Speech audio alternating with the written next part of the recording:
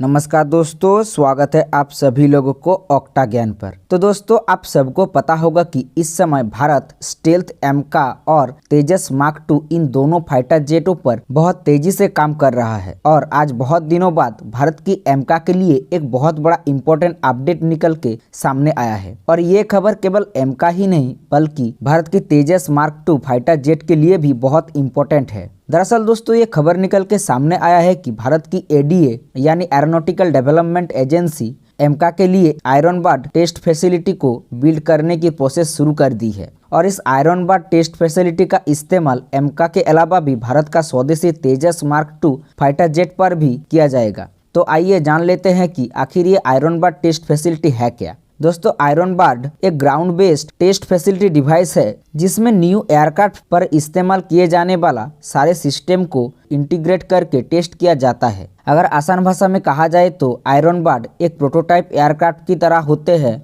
जो कि ground based होता है और इसमें ओरिजिनल एयरक्राफ्ट की तरह ही सारे सिस्टम, सब system, landing gear, avionics system, hydraulic और फ्लाइट कंट्रोल, इन सभी चीजों को एक साथ इंटीग्रेट करके टेस्ट किया जाता है। और किसी भी नए फाइटर एयरक्राफ्ट की टेस्टिंग की पहले उसमें लगने वाली हर एक सिस्टम को इस आयरन बर्ड फैसिलिटी पर अलग अलग से टेस्ट किया जाता है और फिर बाद में उन सभी सिस्टम और सब सिस्टम को एक साथ इंटीग्रेट करके उस एयरक्राफ्ट की पूरी कंट्रोल सिस्टम को टेस्ट किया जाता है। और ये देखा जाता है कि ये सभी सिस्टम एक दूसरे के साथ कोऑपरेट कर पा रहा है या नहीं, और ये पूरा कंट्रोल सिस्टम ठीक से काम कर पा रहा है या नहीं। और अगर यहाँ पर किसी भी सिस्टम में किसी भी तरह का कोई दिक्कत आता है तो उसे तुरंत निकल के हटा दिया जाता है। दोस्तों, अभी तक भारत के पास ऐसा कोई टेस्ट फैसिलिटी मौजूद नहीं था और ऊपर से भारत एमका और तेजस मार्क 2 इन दोनों फाइटर जेटों को डेवलप कर रहा है। और इसी कारण अब एडीए ने ये आयरन बर्ड टेस्ट फैसिलिटी को बिल्ड करने की प्रोसेस शुरू कर दी है। लेकिन दोस्तों, यहाँ पर मैं आप लोगों को ये भी बता दूं कि एडीए एमका फाइटर जेट पर लगने वाली हर एक टेक्नोलॉजी को बनाकर तैयार कर लिया है